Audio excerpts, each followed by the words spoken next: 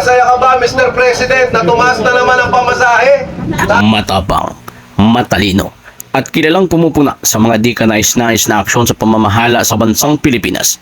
Ito ang katangian ng isang vlogger na higit sa lahat, isa sa mga kilalang Duterte supporters. Sa pagkakataon na ito, marami siyang maanghang na salitang binitawan para kay BBM.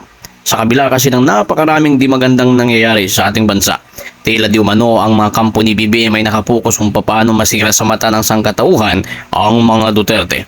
Hali kayo, sabay-sabay nating panoorin si Parak TV. Pero kung bago ka pa lang sa aking YouTube channel, please don't forget to like, share, and subscribe para lagi kang updated sa ating mga bagong video. Kung titignan lang po natin, mga kababayan, Mr. President Bongbong Marcos, masaya ka pa ba sa nakikita mo sa social media na ginagawa nila, nagla-live sila, na nagdodroga? Masaya ka pa ba sa mga nababalitaan mo sa social media na may mga nawawalang kababaihan, mga kabataan? Binigyan ka ng pagkakataon ng sambayanang Pilipino na pamunuan ng bansa natin. Ulitin namin na hindi ka makakapunta dyan kung wala ang aming Vice President, Inday Sara Duterte. Marami kang ipinangako sa mga Pilipino katulad na lamang ng 20 pesos na kilo ng bigas.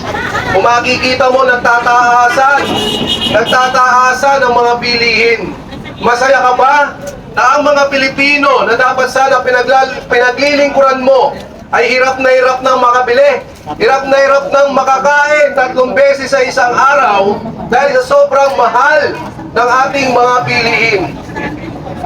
Tandaan yung mga bagyo, di ba? Yung mga flood control natin dahil ito ang tunay na issue ng lipunan, yung flood control, yung pagbibenta ng ginto. Bakit kailangan nating magbenta ng ginto? Nang sa ganon, malaki naman yung budget natin, di ba? Ilang trilyon yung budget natin ngayong 2025. Pebrero pa lang, nababalita, 65% ng budget ay ubos na. Ano na ang kakahinat na ng mga kababayan natin? Ano susunod? Saan tayo kukuha ng budget? Masaya ba kayo na nakikita nyo, nababalitaan nyo ang korupsyon, ang nangyayari sa ating bayan? Itong vice cam na ito, bakit ito ay walang perma? Itong enrolled bill na to, hinahanap na ng Korte Suprema. Sana lang sa Korte Suprema natin maging patas.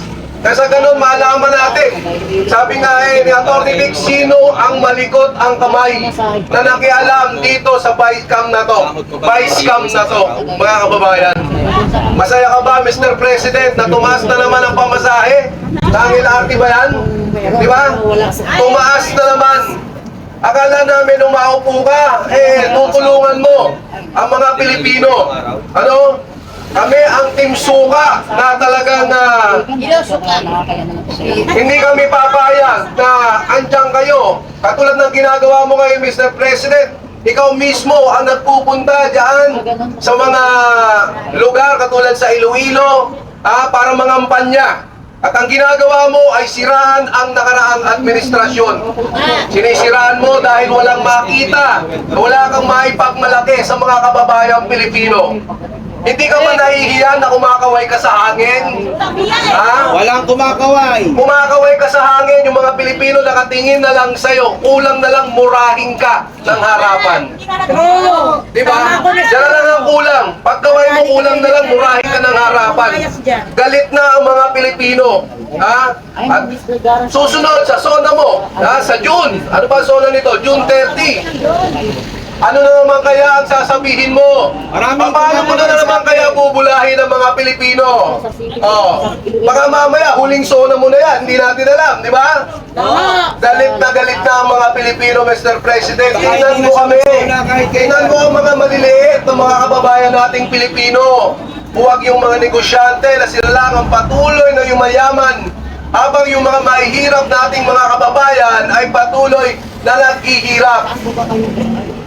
Katulad na lamang ng nangyayari sa ating mga vloggers, no? Katulad ng nangyari kay Ernest Abines, kay Kuya Jun. Di ba, opresyon ang nangyayari sa mga vloggers.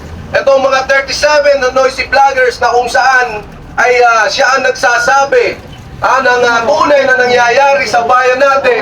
Pero ito yung pinapatawag sa TRICOM. Di ba? Kaya nga, may papayo natin, may nabasa akong isang article na itong si Ace Barber, mga kababayan ko, ay maharap sa patong-patong na kaso. Dahil po magreklamo itong 37 noisy vloggers na ito, dahil po mga kababayan, masyado na silang pinahiyak. Diba? Masyado nang pinahiya itong mga 37 noisy vloggers na kung saan ang gusto lang naman ay malaman kung saan dinala ang pondo ng bayan, malaman kung bakit may mga korupsyon. Nagtatanong ang mga kababayan natin, kung makikita nyo sa social media, galit na ang mga Pilipino. Oo, ilan lang kami ngayon dito, pero wala nang ibang tatayo para sa mga mamamayang Pilipino. Diba? Sino pa? Sino pa? Sino ang tatayo para sa kanila? Kaming mga maliliit na mga mamamayang Pilipino, kami ay patuloy na isasaad kung ano ang tunay na mga pangyayari sa bansa natin. Diba, yung pinagbentahan nyo ng ginto kanina, nasabi ko na, anong nangyari dyan, mga kababayan? Karapatan mo yan, magtanong. Karapatan natin na magtanong, kaya kayo sa social media. Ang laban na ito, mga kababayan ko, ay laban ng social media. Kung mapapansin nyo, napakaraming troll sa social media. Sino ang umamin na may maraming trolls? Hindi ba si BBM mismo ang nagsabi dahil wala siyang makuhang oras sa mga mainstream katulad ng ABS, GMA, wala siyang makuhang oras, kaya ayun, doon siya sa kanyang mga trolls. Ang laban po na ito, mga kababayan, ay ituloy natin. Ipakita natin, ipaalala natin sa administrasyon na ito ang mga nagawa ni Tatay Digong.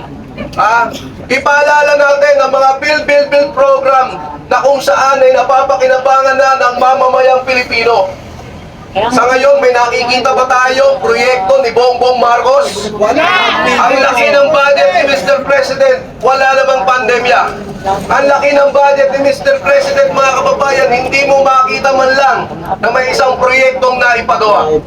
Ang mga proyekto po kanyang pinapasinayaan ay proyekto pa ng nakaraang administrasyon. Kaya kung makikita nyo, mga kababayan, marami ang nagsasabi, Duterte, bumalik ka na.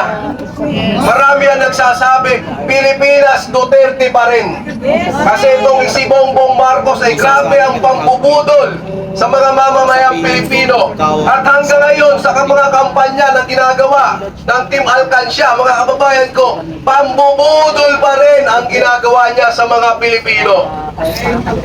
Hanggang kailan po kayo magigising, mga kababayan?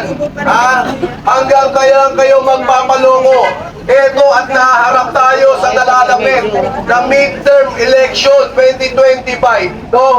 Alam nyo naman na ngayon ay kinakasari ng impeachment na ikasana na-impeach na sa Congress.